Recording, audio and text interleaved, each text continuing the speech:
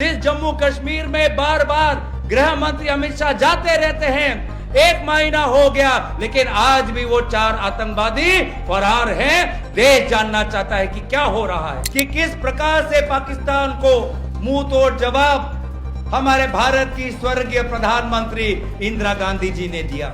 जय हिंद सभा के दरमियान कांग्रेस के वरिष्ठ नेताओं ने भारतीय सेना के अद्वितीय शौर्य को नमन किया और केंद्र सरकार पर तीखा प्रहार किया। लोकसभा में प्रतिपक्ष के उपनेता गौरव गोगोई ने सभा को संबोधित करते हुए कहा, जब हमारी सेना ऑपरेशन सिंदूर के तहत सीमा पर आतंक पर कहर बरपा रही थी, तब हमारी सरकार मौन थी और IMF पाकिस्तान को कर्ज दे रहा था। उन्होंने सवाल उठाया, क्या हमारे विदेश मंत्रालय की विफलता इतनी गहरी है कि हमारे शौर्य के जवाब में दुश्मन देश को आर्थिक सहारा मिलता रहे।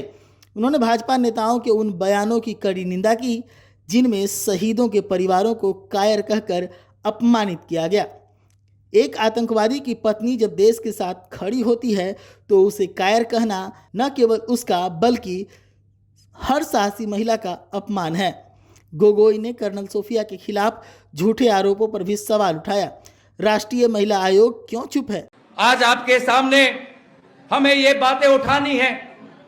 हमें गर्व होता है अपने सेना पर, हम गर्व करते हैं अपने फौज पर, हम गर्व करते हैं कि हम संविधान के साथ हम खड़े हैं, हम गर्व करते हैं कि भारतीय की ये गंगा जमुना की जो तहजीब है उनको आज हमने बरकरार रखा है। लेकिन साथ साथ कुछ जायज सवाल है हमारे पास। हम सवाल पूछना चाहते हैं पूरी पूंछ रजौरी में जो हमारे मृतक के परिवार हैं उनके इंसाफ के लिए। हम सवाल पूछना चाहते हैं पहलगाम में वे लोग जिन्होंने दहशत अनुभव किया उनके इंसाफ के लिए हम सवाल पूछना चाहते हैं। और सवाल पूछना ये आपका संवैधानिक अधिकार है।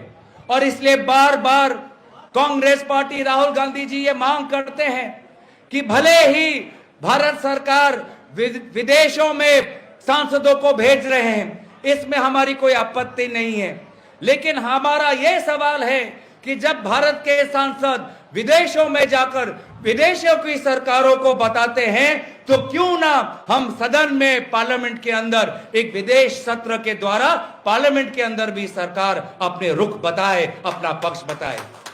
हम विदेशों को बता रहे हैं, विदेशी सरकारों को बता रहे हैं, लेकिन पार्लियामेंट के द्वारा हम देश को नहीं बता रहे, देश को सदन को नहीं बता रहे। तो इसीलिए बार बार ये मांग हम कर रहे हैं। आज बहुत से महत्वपूर्ण बातें आपके बीच में कही गई है। आज पूरा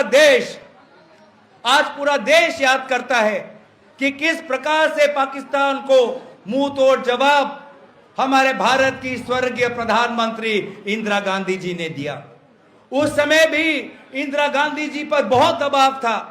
उस समय में भी अमेरिका के सरकार ने बहुत दबाव डाला था भारतीय सेना पर, भारतीय सरकार पर, लेकिन इंदिरा गांधी जी एक निडर नेत्री थी।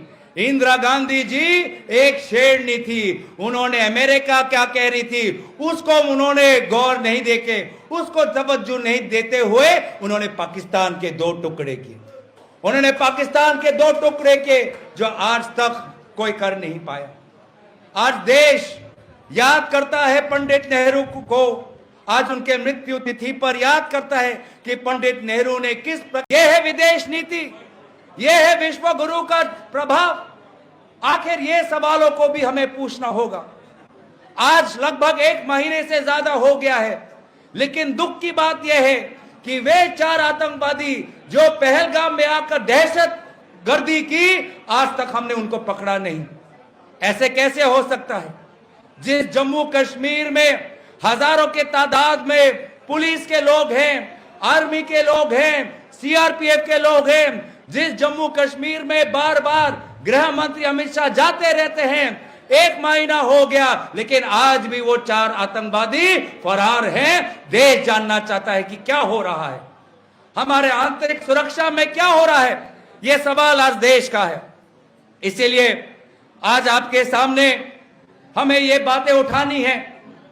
हमें गर्व होता है अपने सेना। क्या अब राष्ट्रवाद केवल सत्ता के अनुरूप बोलने वालों के लिए सुरक्षित है? पूर्व सैनिक प्रकोष्ठ के राष्ट्रीय अध्यक्ष कर्नल रोहित चौधरी ने कहा, कश्मीर में आतंक का नया ट्रेंड सामने आ रहा है।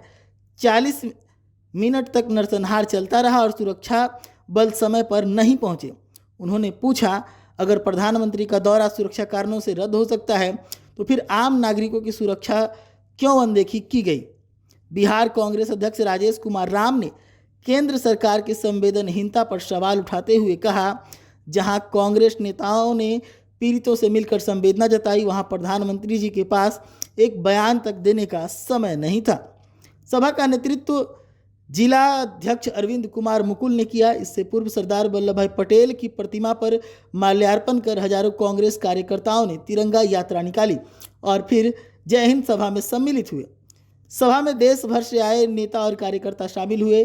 सुशील पासी, अजय निषाद, विजेंद्र चौधरी, जूही प्रीतम, मयंक, मुन्ना, सुरेश शर्मा, तनवीर आलम और हजारों सच्चे सिपाही इस कार्यक्रम में शामिल नजर आए।